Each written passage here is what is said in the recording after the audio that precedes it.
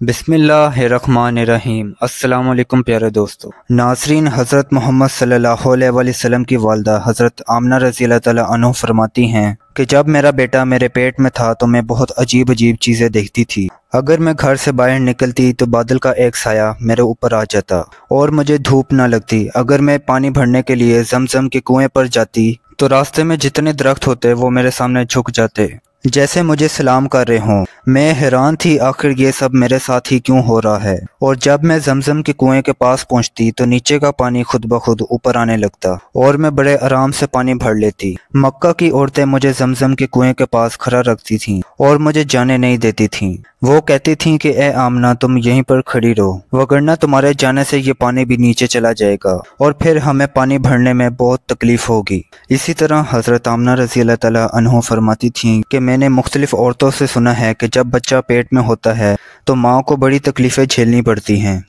कभी हाथ पाँव में दर्द, कभी सर में दर्द, कभी उल्टी आना, कभी बुखार होना और कभी चिड़चिड़ापन। ये सारी बातें सुनकर मुझे अपने बारे में बहुत हैरानगी होती थी कि मुझे इन 9 महीनों में ऐसी तकलीफ़ देखने को ना मिली।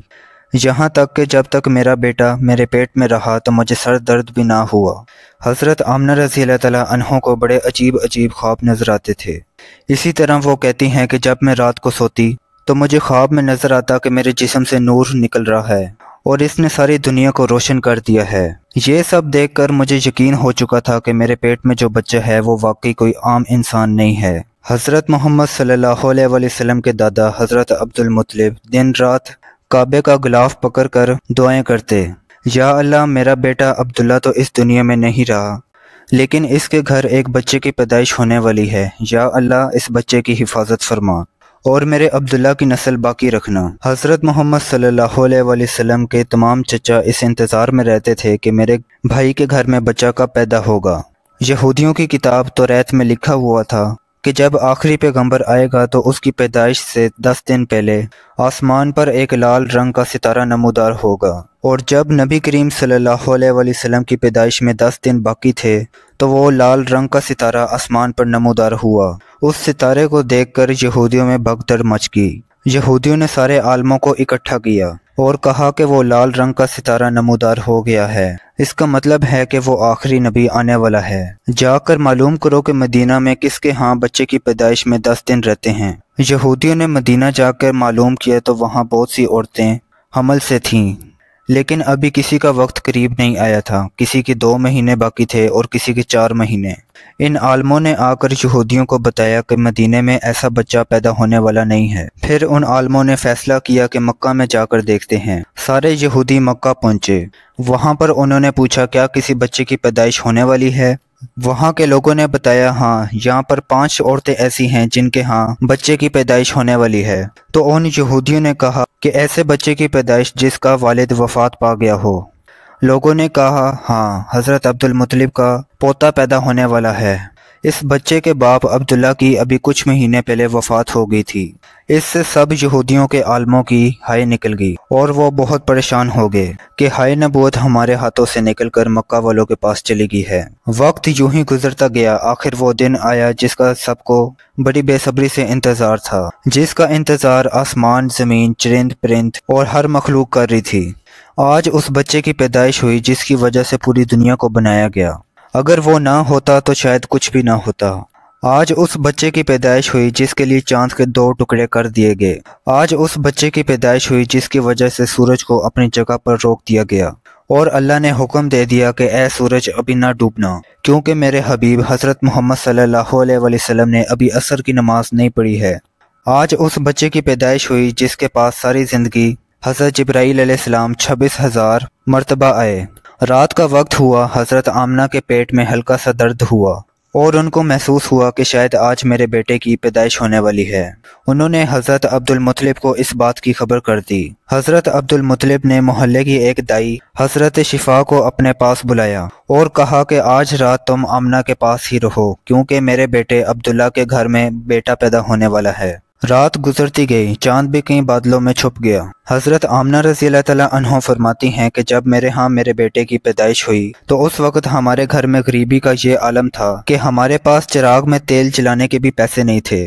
اس غریبی میں ہمارے آقا حضرت محمد صلی اللہ علیہ وسلم اس دنیا میں تشریف لائے۔ اس رات حضرت عبدالمطلب اور ان کے سارے لڑکے گھر کے باہر بیٹھے رہے کہ اگر میرے بھائی عبداللہ کی بیوی کے ساتھ کوئی حادثہ ہو تو ہم فوراً ان کے لیے علاج کا انتظام کریں گے۔ پوری رات کوئی بھی نہیں سویا۔ رات ڈھلتی جا رہی تھی، ہر طرف اندھیرا ہی اندھیرا تھا، گھر کے اندر بھی اندھیرا اور گھر کے باہر بھی اندھیرا۔ سحری کا وقت ہو چکا تھا کہ اچانک حضرت آمنہ رضی اللہ تعالیٰ عنہ کے پیٹ میں درد ہوئی۔ وہ سمجھ گئیں کہ اب میرے بیٹے کی پیدائش ہونے والی ہے۔ حضرت آمنہ رضی اللہ تعالیٰ عنہ نے دائی شفا کو آواز دی اور کہا کہ میرے پیٹ میں درد ہو رہا ہے۔ 1 گھنٹہ پیدائش کو گزرا اور صبح ہونے سے کچھ دیر پہلے ہمارے آقا حضرت محمد صلی اللہ علیہ وسلم اس دنیا میں تشریف لائے۔ حضور صلی اللہ علیہ وسلم کی پیدائش پر 3 باتیں بہت عجیب ہوئیں جن کو دیکھ کر دائی شفا بھی حیران رہ گی۔ پہلی چیز کہ جب بچہ پیدا ہوتا ہے تو اس کی ناف ماں کی آنت کے ساتھ جڑی ہوئی ہوتی ہے، لیکن ہمارے پیارے نبی حضرت محمد صلی اللہ علیہ وسلم کی ناف ماں کی آنت سے بالکل الگ تھی۔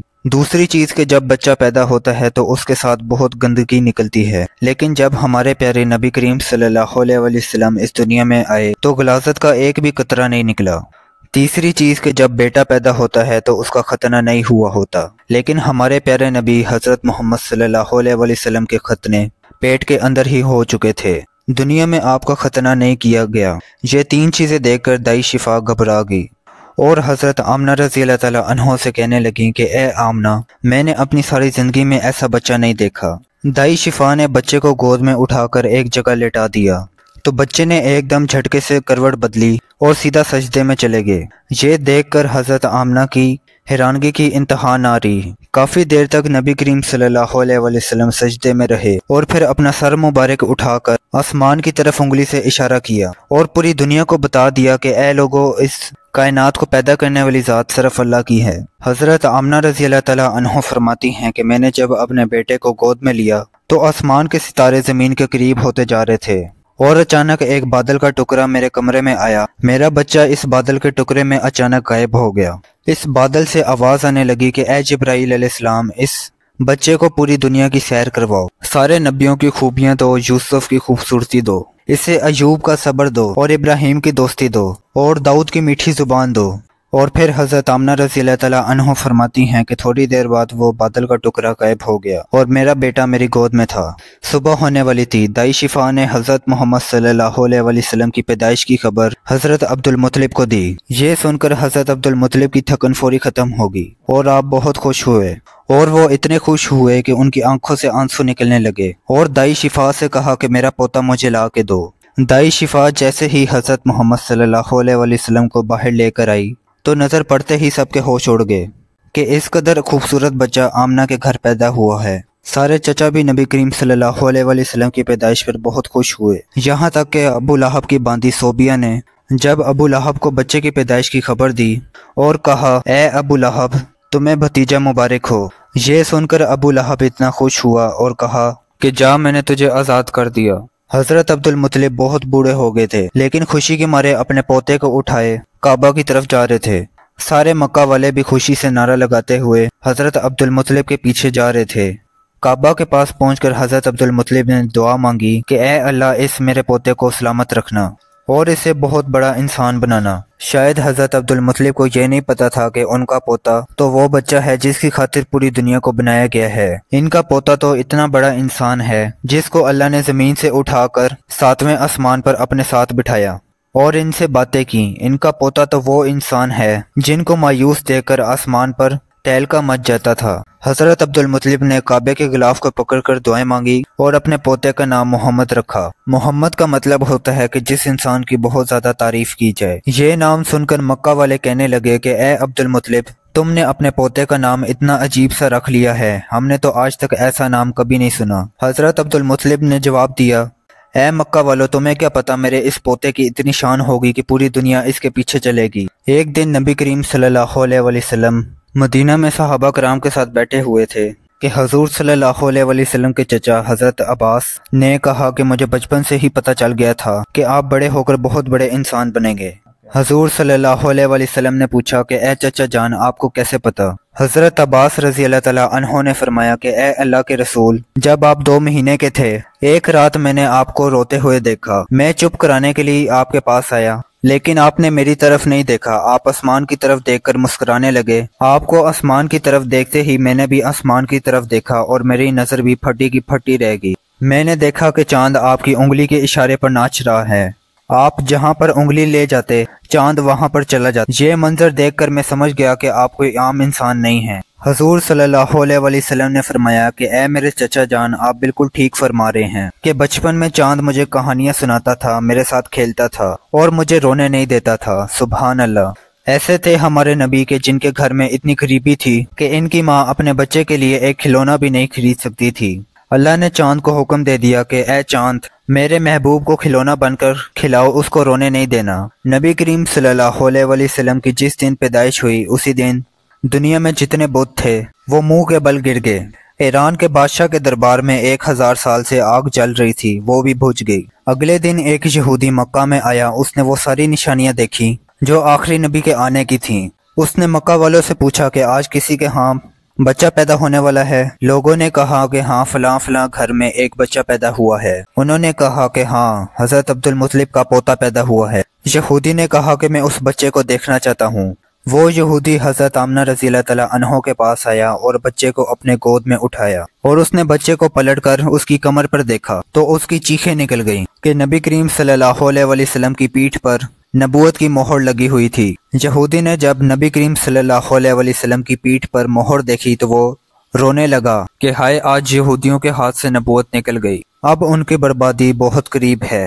ایک آمنہ کا لال اور ایک فاطمہ کا لال، نانا بھی بے مثال اور نواسا بھی بے مثال۔ سبحان اللہ۔ اللہ تعالیٰ کا لاکھوں کروڑوں درود و سلام آپ صلی اللہ علیہ وسلم پر اور آپ کی آل پر۔ اللہ تعالیٰ ان کے درجات بلند سے بلند فرمائے۔ ناظرین یہ تھی ہماری ویڈیو، امید ہے کہ آپ کو ہماری یہ ویڈیو پسند آئی ہوگی۔ اگر آپ کو ہماری یہ ویڈیو پسند آئی ہے تو اس ویڈیو کو لائک اور ہمارے چینل علیان جاوید آفیشیل کو سبسکرائب کر لیں اور بیل کے آئیکن کو بھی دبا دیں تاکہ ہمارے آنے والے ہر نوٹیفیکیشن آپ تک پہنچتے رہیں۔